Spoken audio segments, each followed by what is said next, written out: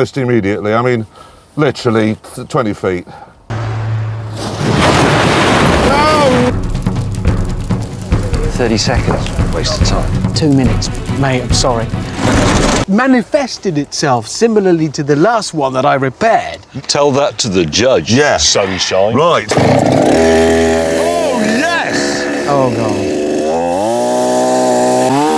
God. So it's honestly, there's been things on my head. Oh, what is that? There's something just flew in my hair and it's squeaking at me. Drive, no, don't stop, drive, James, drive. Just drive away. He did it! He did it! Number 8. Crash comedy chaos continues. As the journey commenced in the iconic Reliant Robin, the atmosphere buzzed with anticipation. However, the thrill was abruptly halted by a mishap, a crash. Merely 20 feet into the journey, the car found itself toppled over, much to the chagrin of our intrepid driver. Responding with characteristic humor and wit, our driver playfully acknowledges Robin's infamous status as a potential death trap. Despite this setback, the indomitable Robin is swiftly back on its wheels, eager for further escapades. Yet the comedic saga unfolds further. Undeterred by past failures, our determined driver embarks on a quest to conquer the road, experimenting with various unconventional vehicles. From quirky one-wheeled contraptions to elaborate two-wheeled marvels, each attempt ends in the same calamitous outcome: constant tilting and crashing. Here we go, Reliant Robin. Just immediately, I mean, literally 20 feet. No!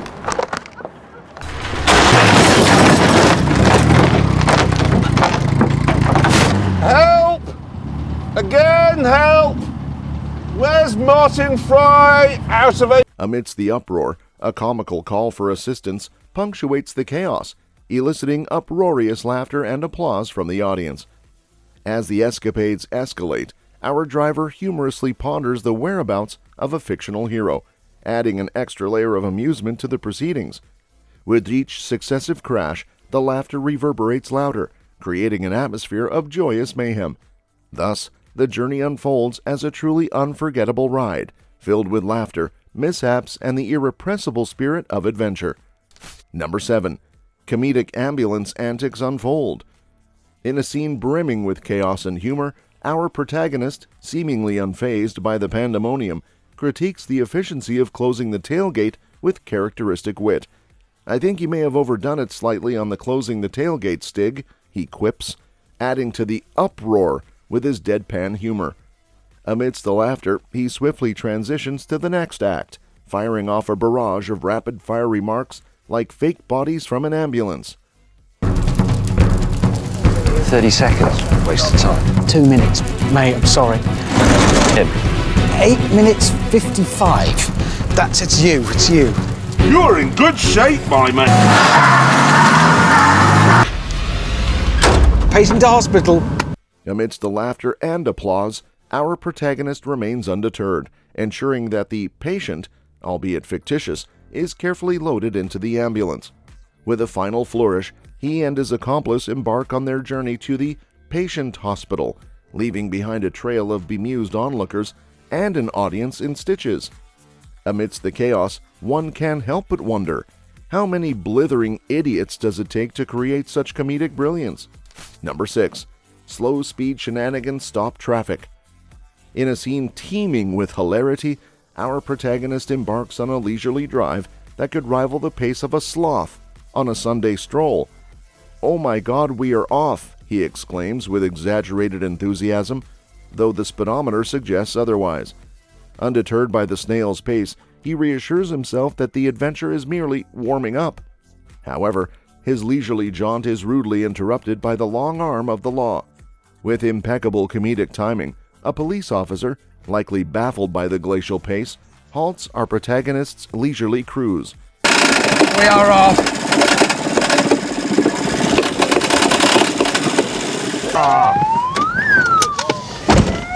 Excuse me, sir, my moustache would like a word with you if you'd like to step out of the vehicle. Manifested itself similarly to the last one that I repaired. Tell that to the judge, sunshine. Right.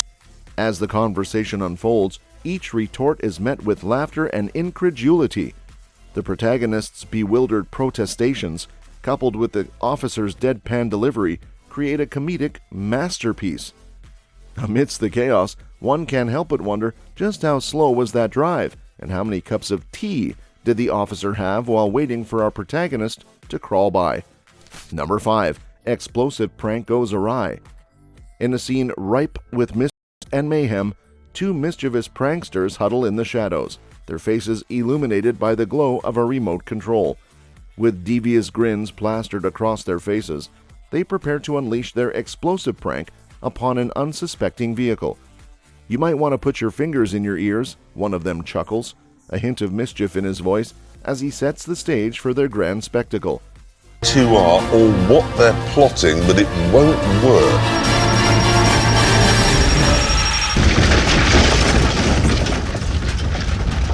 Bigger than I was expecting, Constable. Sir, you might want to put your fingers in your ears. I don't know where those... In the aftermath of the chaos, amidst the smoke and debris, the two pranksters exchange stunned glances, realizing that their prank has backfired spectacularly.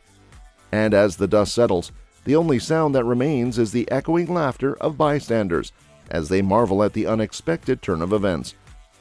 Number 4. Jungle Bridge Shenanigans Unleashed.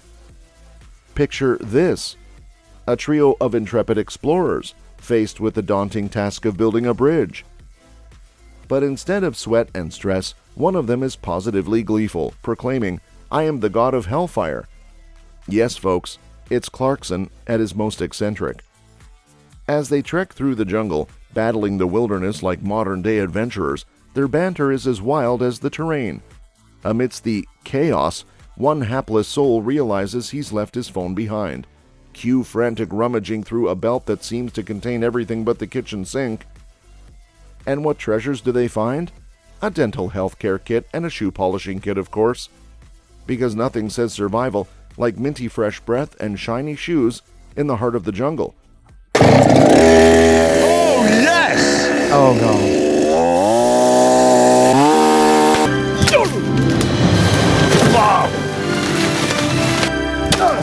But for our... Do you want more? This is your marker! Oh, God. Dipstick. I'm going to have to go and get it. What's all this? That is my belt of many things. But fear not, for if hunger strikes, they have a kiwi at the ready.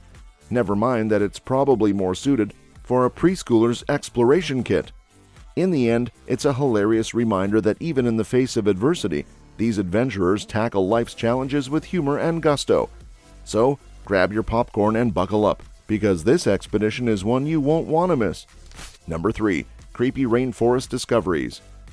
Gathered around the crackling fire, our intrepid trio delves into the wild wonders of the rainforest, courtesy of a mysterious book that Mr. Sting apparently overlooked. As they eagerly flip through its pages, they stumble upon the tale of a Brazilian wandering spider. Cue shivers down spines and second thoughts about future rainforest excursions. But the horrors don't end there. Enter the botfly, nature's ultimate prankster, laying its larvae like tiny Trojan horses on unsuspecting insects. Would you like to hear about the Brazilian wandering spider? Not really talked. I'm looking for, well, what's it called? Wandering spider? Oh, the botfly. Now, this is a marvellous thing. The botfly cannot skin.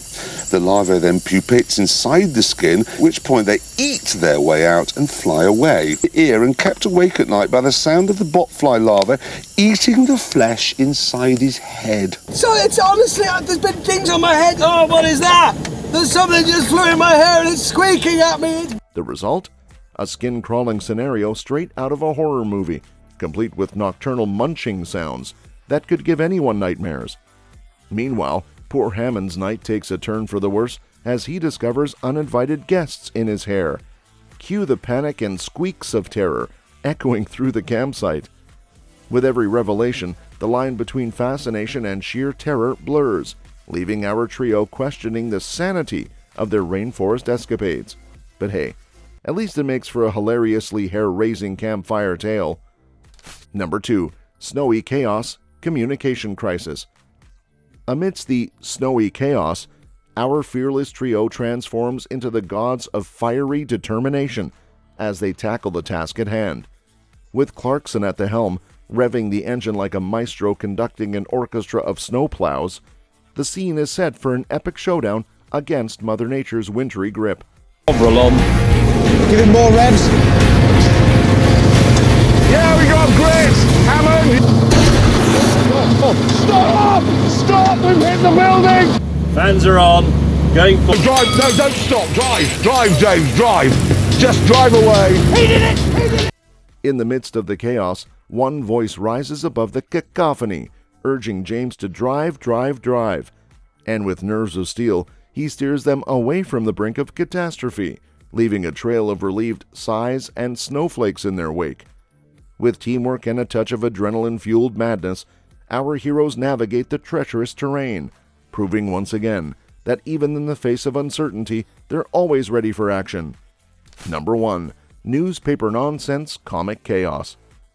Amidst the clinking of cutlery and sips of coffee, one friend's innocent perusal of the morning turns into a side-splitting spectacle. With furrowed brows and a perplexed expression, he deciphers the headlines like a cryptic crossword puzzle gone awry. Log. An incredibly small man knocked my house this morning. A man who looked like a dog crashed into one of my trees. I don't think it's a good idea to stay here anymore. The restaurant erupts into laughter as imaginations run wild with visions of canine chaos. As the laughter subsides, a unanimous decision is reached. It's probably best to avoid any destinations frequented by man-dog hybrids. With that, they toast to a morning filled with unexpected entertainment and headlines that defy logic. That's all for this video, folks. See you next time.